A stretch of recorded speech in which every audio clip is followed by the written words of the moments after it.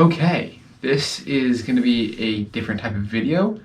I'm going to go into some of the subjects that I have been reading about recently and have started to fall in love with. And one of these is recently has been stem cells, and that's mainly because of this book right here, Life Force by Tony Robbin, Peter Diamandis, and Robert Harari. It is amazing, and I'm just going to go through my notes on the stem cell chapter and just show you where I'm coming from with stem cells and why I love them so much and see them as a huge part of the future of healthcare. All right, so there's many people that have been using stem cells for a while now. Tiger Woods and Cristiano Ronaldo have used stem cells to recover from torn ligaments and back pain without surgery, often within weeks rather than months. A young man in California regained the use of his hands and arms after a car crash that left him paralyzed from the neck down, and now he plans to walk again. So there's so many things that have happened in the world of stem cells, but over 1 million people have seen their lives transformed by stem cells, or even their life rescued because of them. One of the head people in this industry, one of the leaders, is Dr. Bob Harari. He's a surgeon, he's a neurosurgeon, scientist, entrepreneur who is one of the earliest pioneers in stem cell technology. So there's a lot of different views on stem cells, if they're ethical or not, but most of those are talking about fetal stem cells. There's some type of stem cells that I'm talking about are placental, and let's get into the difference. So stem cells, unlike other cells, they divide and renew themselves for a lifetime. What is more, like cellular skeleton keys, they can be used to unlock an almost limited array of healing powers. They can be whatever type of cell our body needs. In a nutshell, stem cells are the body's repair system. Stem cells can strengthen our immune system to keep us strong and healthy and replace dying cells constantly. The FDA is very strict, is the strictest medical regulatory body in the world.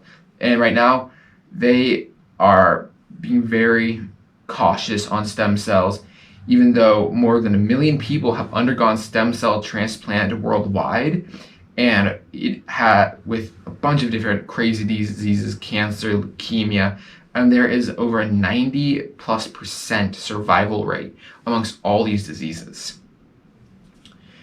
But when Tony, who's the author of this book, Tony Robbin, when he went to the doctors, asked, hey, could I get stem cell therapy? He went to 3 different specialists to try to deal with the pain from his torn rotator cuff.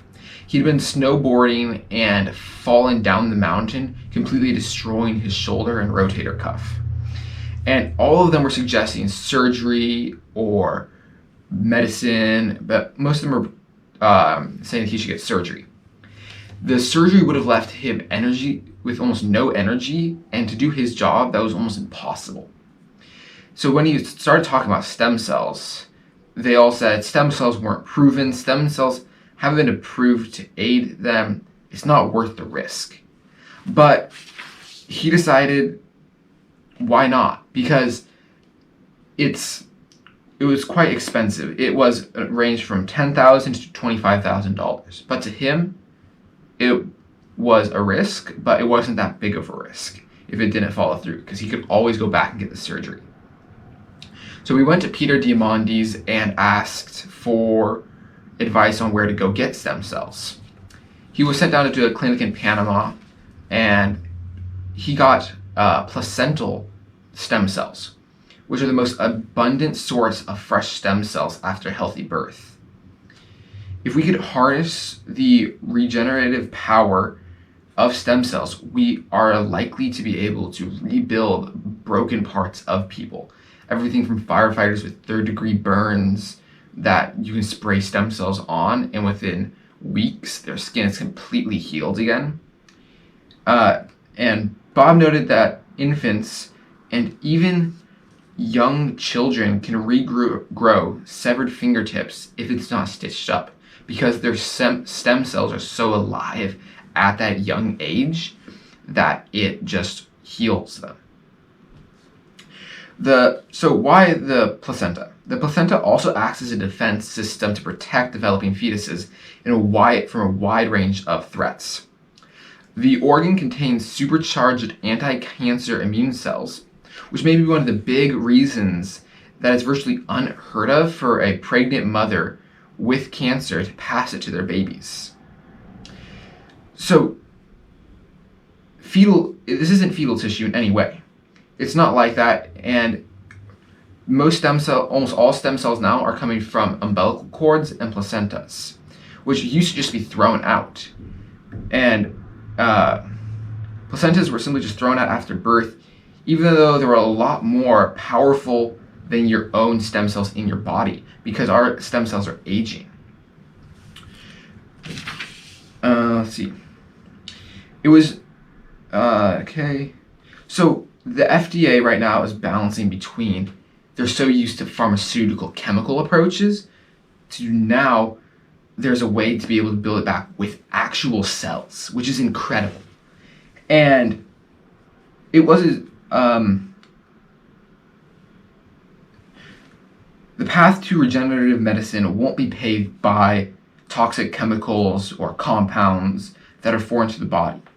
It will be done with living cells, the original building block of life. Dr. Bob Harari focused on the cause of heart disease early in his career, the world's #1 killer.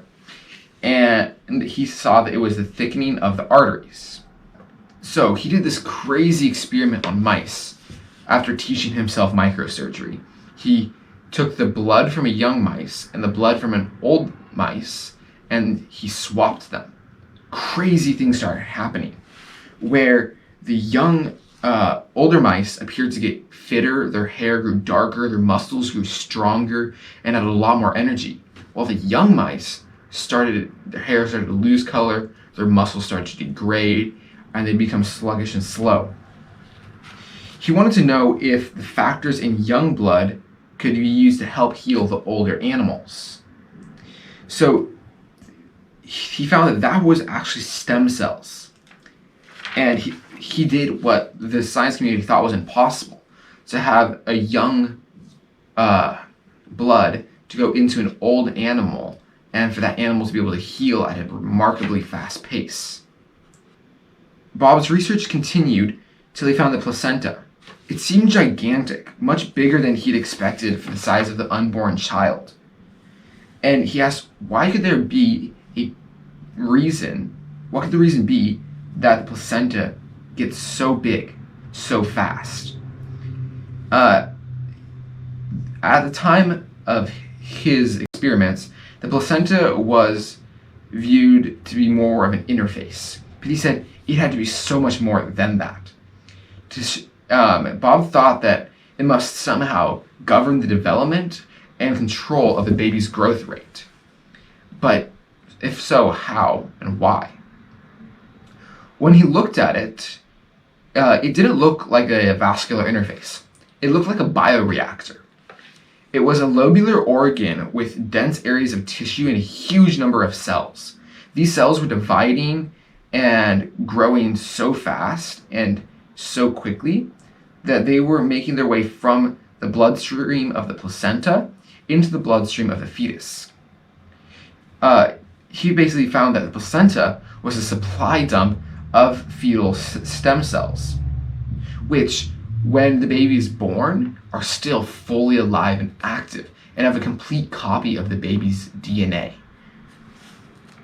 So he left Cornell and founded Life Bank USA, which is a technology group that takes stem cells and freezes them and makes it so that they stay in their perfect condition, which are now going to be able to be used to 3D print organs that will save the donor's life. And since it is already their DNA, they their body won't reject it in any way, which would be amazing since so many people die every single year from not being able to get organ transplants.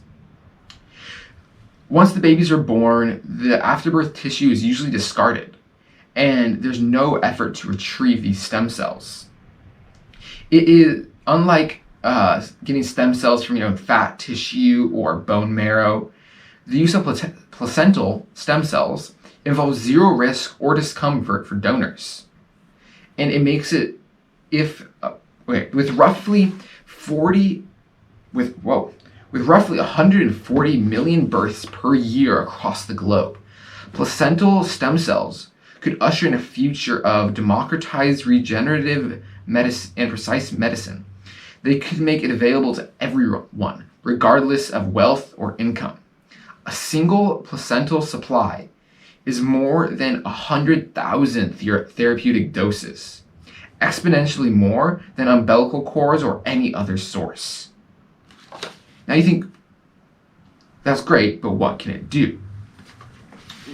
Bob ran a bunch of tests, and their stem cells are showing a huge amount of potential to treat diabetes, Crohn's disease, skin wounds, burns, and even solid tumors, which would be able to help eradicate cancer with a bunch of other treatments that are farther on in this book, and I might share sometime.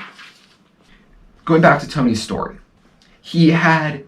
after his second day of treatment, he had something called, I'm going to butcher this, but cytokine response, which basically meant he felt chills and shaking. But they told him that it was normal, it was your body healing, just go get some rest. The next morning, before his final treatment, he woke up and a miraculous thing happened. For the first time, he felt nothing. No pain, not anything, no stiffness. His back had been killing him for 14 years. His shoulder had been in such excruciating pain that he had only been able to sleep about an hour every single night. And for the first time, he felt nothing, not so much as a twinge.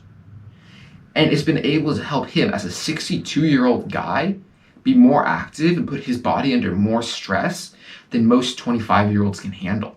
The guy's 6'7", a huge guy, and he jumps more than 1,000 times per day, which means he gets around 1 million pounds of pressure on his body every single day, which is insane. And for him to be able to do that at 62 and look like this, like, come on.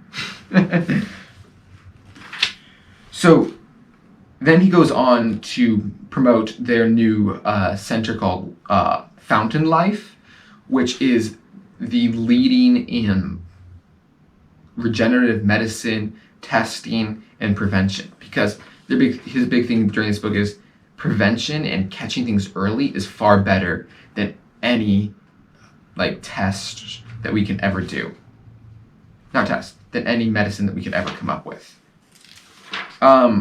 So there's a bunch of amazing stories of regenerative medicine today. At Stanford, they studied a bunch of stroke victims, which after having stem cells injected directly into their brain, amazing things happened. A 71-year-old wheelchair-bound man was suddenly able to walk again. A 33-year-old woman improved so much that she regained confidence to marry her boyfriend and get pregnant. And they all were after 6 months after their stroke, when it's thought to be permanent, that nothing can change it anymore. The 72-year-old man was 2 years after his stroke, which is incredible. This is unprecedented in any of medicine. Another story, 20-year-old Chris fishtailed his car into a telephone pole and paralyzed him from the neck down. Within 2 weeks after getting stem cell therapy, he was able to move his arms, started working out, and was feeding himself. He is now trying to walk again, which is incredible after being paralyzed from the neck down. That is nerve damage that would almost be irreparable, except for stem cells coming in and becoming nervous cells that are required. There's so many examples of people that had their life changed because of this. So it sounds like a win-win for everyone, doesn't it? Stem cells could help usher in a brand new age of health technology. But what's slowing this process? It's the FDA and the U.S. Food and Drug Administration. Don't get me wrong, the regulators have a very tough job. They have to balance between the different traditional methods and protecting the public from going off and having a bunch of experimental things happen to them. There was a bunch of clinics that opened that were doing shady things, would take your money, give you not even stem cells. So they have to protect from that, but also balance the innovation that's happening with this. It's a wild west out there when it comes to all the different types of stem cell therapies, which is why it's very unadvisable to go to any random person that says to do this, because this is, anyone can say they're doing it but not actually give you it. There's a lot of crazy stories of people that had really bad things done to them. So this is just all for information. I'm not a doctor. I'm just a kid who loves to learn. So you're getting your information from the kid. But yeah,